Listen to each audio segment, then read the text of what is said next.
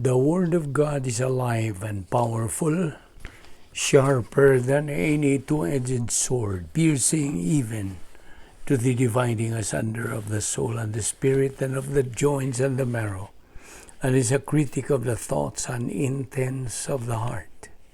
Ang tibuok nga kasulatan, gipaginhawa sa Dios, ug may kapuslanan alang sa pagpanudlo, alang sa pagpamadlong, alang sa pagpanulid, ug alang sa pagmatuto, sa pagkamatarong, aron ang tao sa Dios mamahingpit, masinangkapan, alang sa tanang maayong buluhaton. Maayong adlaw sa tanan natong mga subscribers, niyan sa gitan ng atong adlaw ang pagtuon sa pulo sa Dios, ubos sa Balbido Evangelistic Ministry. Padayon ta sa atong gisgutan, the Christian way of life. So, kung gipanginahot nga ikaw nga magtutuan andam ka na sa imong pagpadayon sa pagtuon sa pulong sa Dios, kinahanglan limpyuhan ang atong kalang, pinagis paghingalan, pagsugid, iining mga salang nabuhat nato ng adlaw, ngadto sa tubangan sa Dios nga mahan. Ugalang kanimo dili magtutuo, tumuo ka kang Ginoong Hesus ug ikaw maluwas. Okay, dito maglangan. Atong ablihan karon ang atong tagsa ka Biblia diyan sa Pinadayag Kapitulo 20, versikulo 12. Revelation chapter 20, verse 12. Huwag akong basahon kini sa Binisaya. Okay? Paminaw. Og nakita ko ang mga patay, inila og dili inila, nga nagbarog atubangan sa trono. Gibukhad ang mga libro, ug may lain pa gayong librong gibukhad, nga mao ang libro sa kinabuhi. Gihukman ang mga patay sumala sa ilang binuhatan nga nahisulat sa mga libro. Okay. Now, kining pagbukas, pag-abli sa mga libro, this is the opening, or this opening is the reckoning, pagpanudya, paghukom. Okay? Now, dihang ang usa sa libro nini mo nang gitawag og libro sa kinabuhi. Okay? Now, unsa man ning libro sa kinabuhi? Ang numero 1, nagalakip niini ang mga ngan sa tanang tao nga nabuhi. Okay? Including the names of every person alive. Ikaduha, ang aspito nga talagsaon ining maong libro sa kinabuhi, mao nga kining tanang mga ngan nga nasuwat niining maong libro. The unique aspect niining maong libro sa kinabuhi, mao nga ang tanang mga ngan gisuwat diha. Okay? So, tanangan. Ikatulo, sa diha nga mamatay ang usa katao nga diyan ang iyang nga na diya sa libros kinabuhi, sa diha nga siya mamatay without believing in Christ, nga wa siya pagtuo kang Ginoong Kristo nga iyang manluluwas, ang iyang ngan papason. Okay? His name will be blotted out. Kanang burahon mo wala sa Binisaya, padun. Okay. Ikaupat, ang iyang ngan magpabilin, okay? Magpabilin tungod kay hingtuo man siya kang Ginoong Kristo. Ang buot pasabot, kadtong mituo kang Ginoong Kristo nga ilang manluluwas, magpabilin nga anaa ilangan sa maong libro sa kinabuhi. Apan kadtong misalikway kang Kristo nga ilang manluluwas, ang iyangan padon. Okay? Nakaron, diha naman po'y lain nga libro nga giablihan. Kini ang libro sa mga binuhatan, the Book of Works. Una, kini sila mga volume kini o mga volume diin gilista ang tanan nga mga binuhatan, tanang buhat of all unbelieving people. Sa tanan nga mga tao nga wa mo tuo kang Ginoong Jesucristo nga ilang manluluwas. Okay? Gisuwat dito tanan ang ilang mga binuhatan. Ikaduha, they are judged unsay basihan nini sa paghukom. Ang basihan nini mao ang ilang mga binuhatan. They are judged according to their works. Ikatulo, sa konteksto nini, works do not connote any sins. Kaya nga naman, kaya ang tanang mga sala, isip man nga ito kang Kristo dito sa cross. See? All sins were imputed to Christ in the cross. Sa diyan, nagbitay siya sa cross. Okay. Dihas pinadayag 20, versikulo 15. Nangingong kini sa in English. And if anyone's name was not found written in this book of life, he was thrown into the lake of fire. Now, itambog na siya dito sa linaw sa kalayo. Na diha sa Lucas 10:21-22, si Ginoong Jesucristo diha nagaampo alang sa kalampusan ni ining 70 missions. See? Kapituan o kapatan ka mga misyon. Now, Luke 10:17-20 adto ta sa verse 21. At that very time, si Ginoong Jesucristo rejoiced greatly in the Holy Spirit. Ug siya na kanayon, I praise you, O Father, Lord of heaven and earth, that you have hidden these things from the wise and intelligent and have revealed them to infants. Kadtong mga 70 disciples. So, versikulo 22, all things are delivered to me by my Father, and no man knoweth who the Son is, but the Father, and who the Father is, but the Son, and he to whom the Son will reveal him. Now, ato ragod ta sa Hebreanon 1:2, kapitulo 1, versikulo 2. Kining maong versikulo collaborates with Luke chapter 10 verse 22. Nga diyan na kanayon kini, hath in this last day spoken unto us by his Son, whom he hath appointed heir of all things, by whom also he made the worlds. Verse 3, who being the brightness of his glory, and the express image of his person, and upholding all things by the word of his power, when he had by himself purged our sins, sat down on the right hand of the majesty on high. Now, si Ginoong Jesucristo, labaw nga unsa, makagagahom nga Dios. He is sovereign God. He maintains the course of this world. Okay? Ang dagan ni ining kasaysayan ng kalibutan. Ug si Ginoong Jesucristo mitudlo kanato mga magtotoo ni ining mga doktrina, anthropology, Christology, soteriology, ug uban pa nga mga doktrina. Ug kitang mga magtotoo iyahanan ni Kristo and to the Father. Si Ginoong Jesucristo may maingon tang central figure sa plano sa Dios. Now, of course, there is an unlimited scope why kinutuban sa pagka-Diyos ni Kristo.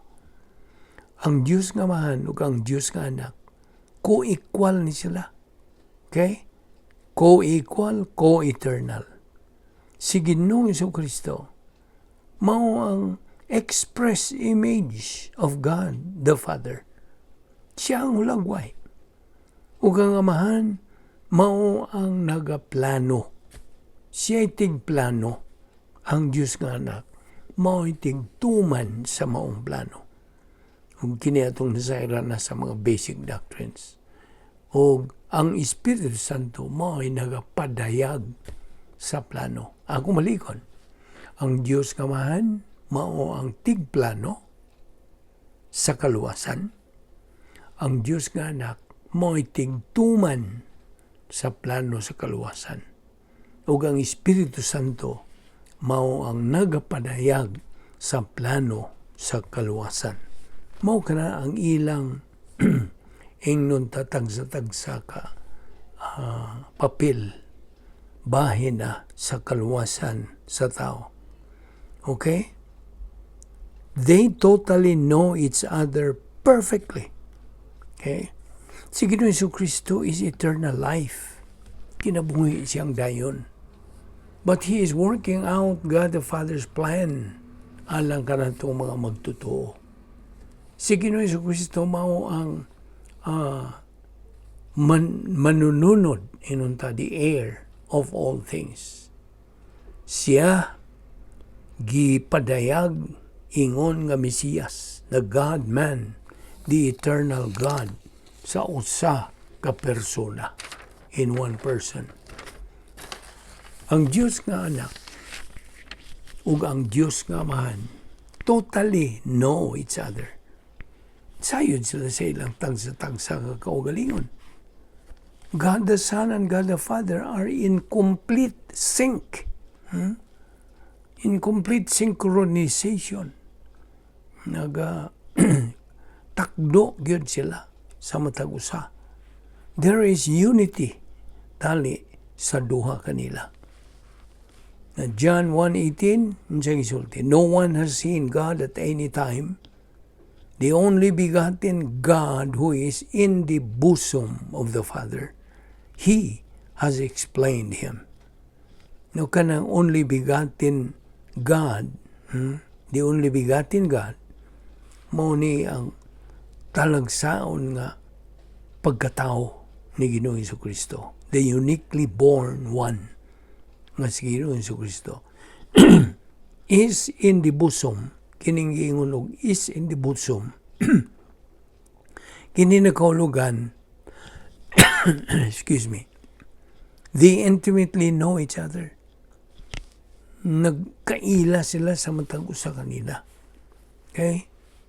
O diya sa Lucas 10:22, all things have been handed over to me by my Father, and no one knows who the Son is except the Father, and who the Father is except the Son, and anyone to whom the Son wills to reveal Him.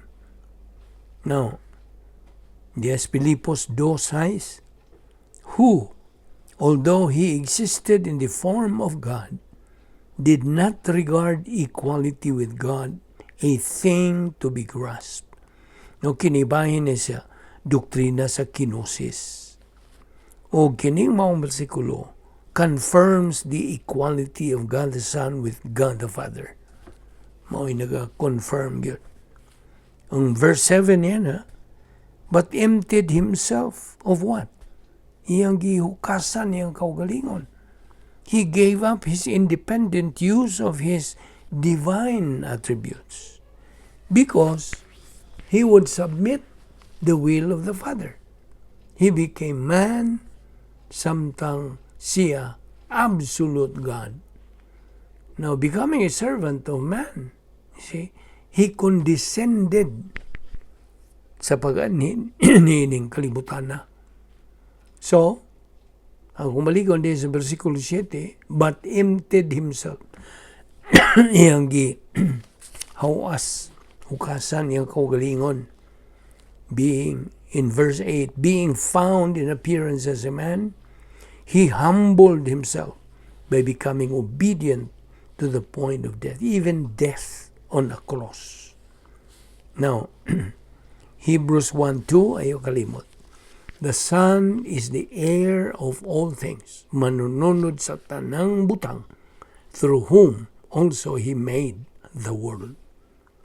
Now, diya sa Matthew 11:28,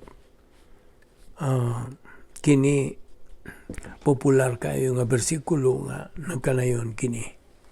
Si Ginoong Jesucristo, "Come to me, all who are weary and heavy laden, and I will give you rest." Now, ato ra gud ning tagsa-tagsaon kay kini nga atong pagtuo niini mao ni ang exegetical, balik manguta sa kanang pagsuwat gyud originally ni mga bersikulo. Dili lang kay exegetical ang ato dinhi. It is categorical o unsa. It is isagogical. Now, so karon, pagpaklaro kanimo nining all who are weary, kaning weary, well, we would say complete exhaustion. Pag luya na gyud nimo. Okay? Wala na kang kusog. It's complete exhaustion kining weary. Kaning heavy laden, this is being crushed for being without Christ. They are under weight of sin and condemnation. And then there is fear that goes along with unbelievers. Na magyikadlok sa mga dili magtotoo. Kaya di man sila siguro. You see? They always maintain that fear of the unknown. Waman sila masayod. Unsag yung ilang tinuod yung dadangatan in the future, sa eternidad. So, Ginoong Jesucristo na kanayon, "Come to me. Dumuol kamo kanako. Kamong tanan who are completely exhausted and being crushed for being without me, without Christ. O having that fear that goes along with you. See? And I will give you rest." This is salvation invitation. Pag kanang pagdapit kini alang sa imong kaluwasan. Verse 29, "Take my yoke upon you and learn from me, for I am gentle and humble in heart, and you will find rest for your souls." Ang iyang yugo, kanang sayon ra. Verse 30, "For my yoke is easy and my burden is light." Kini, by the way, mubalik ta niya itong weary. Diyan sa verse 28 sa Matthew 11. Kana bang weary? This is figurative kanang language for brutal grind of emptiness without Christ. You see? Kining pagkawiri ni mo complete exhaustion. So, kining you will find rest for your souls. This is a rest.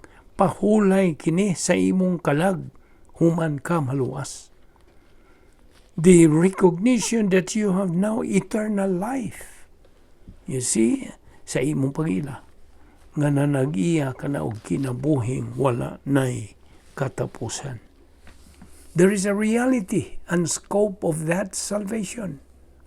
Sa diya nga ikaw naluwas o ikaw bag-o nang magtotoo, midawat ka o katluag siyam ka mga absolutes o kining mga absolutes irrevocable, dili na mabakwi.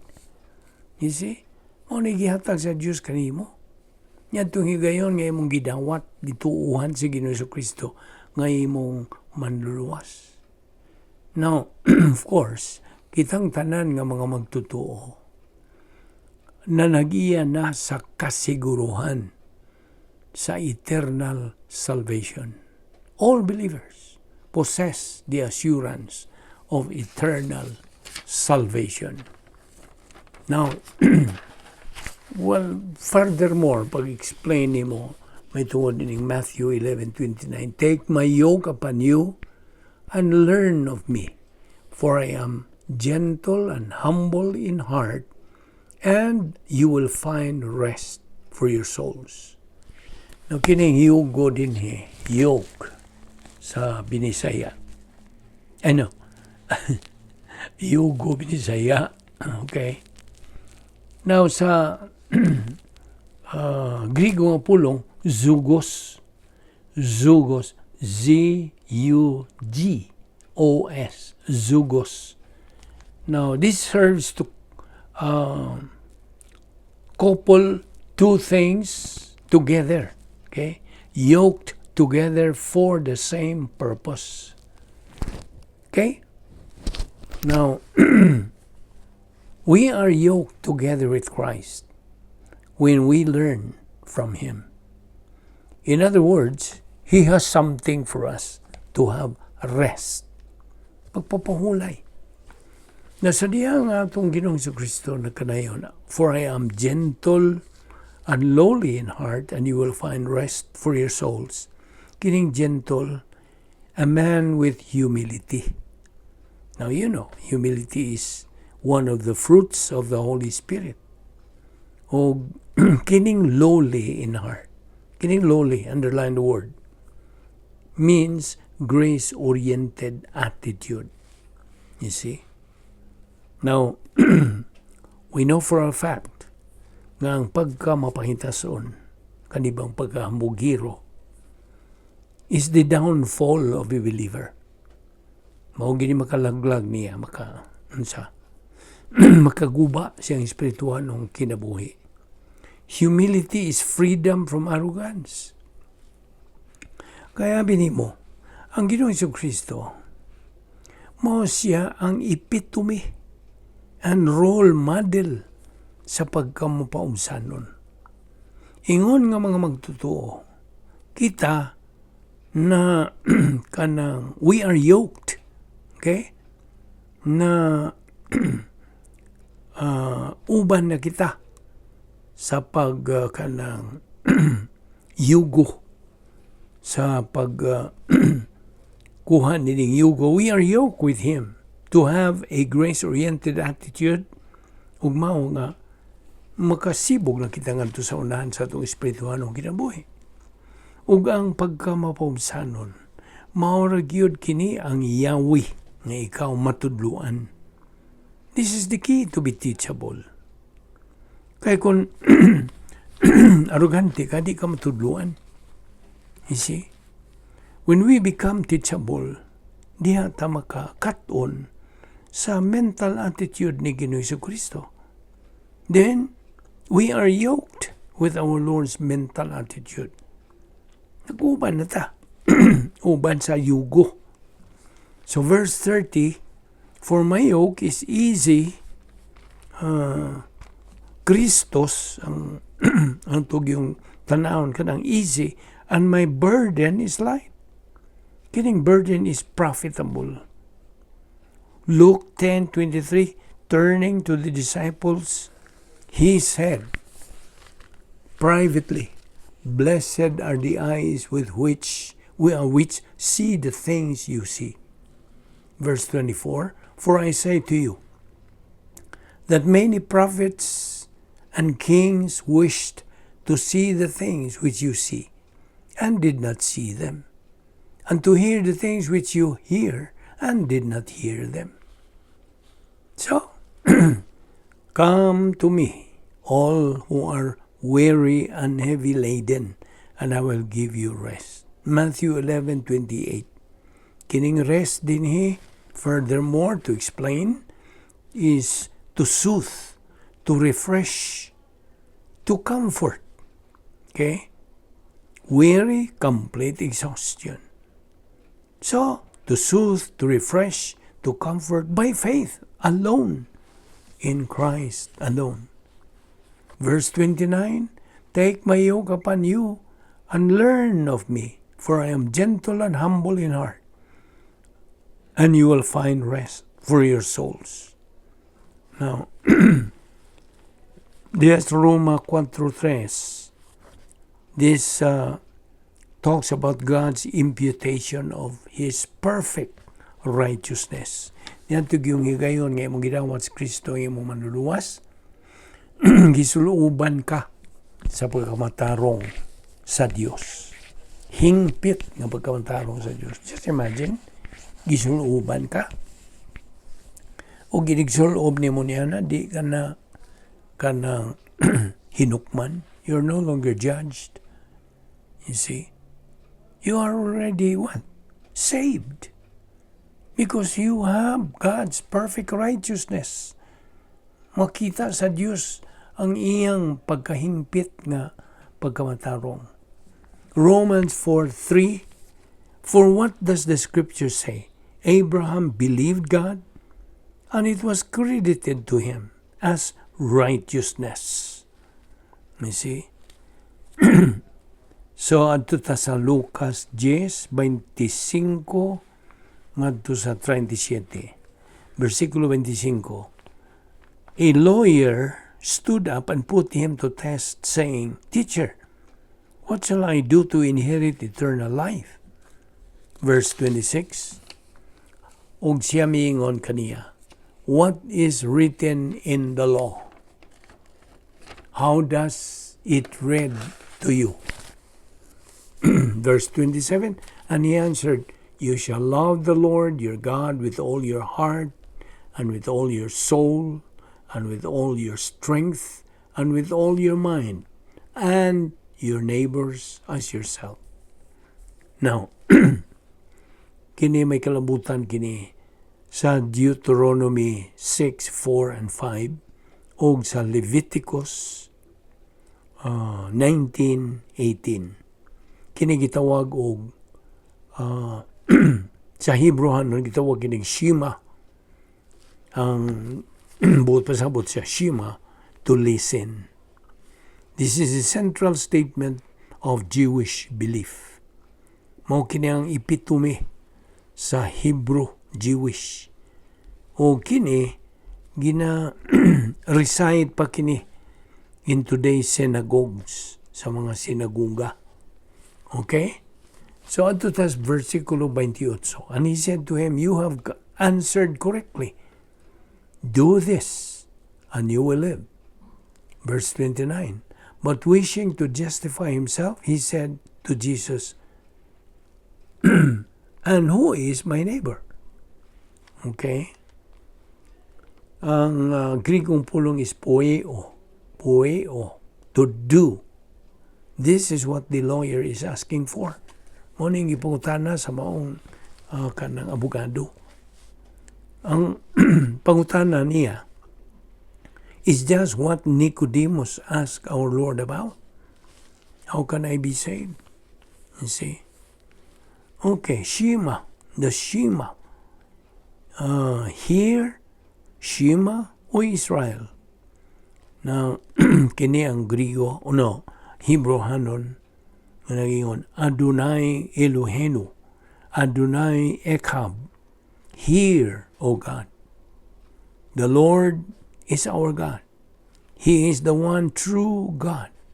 The Lord is one. Adonai Elohenu, Adonai Echad. Okay. John 5:24. Truly, truly, I say to you, he who hears my word and believes him who sent me has eternal life, and does not come into judgment, but has passed out of death into life. Now, ang akuo, Greek equivalent of Hebrew, Shema.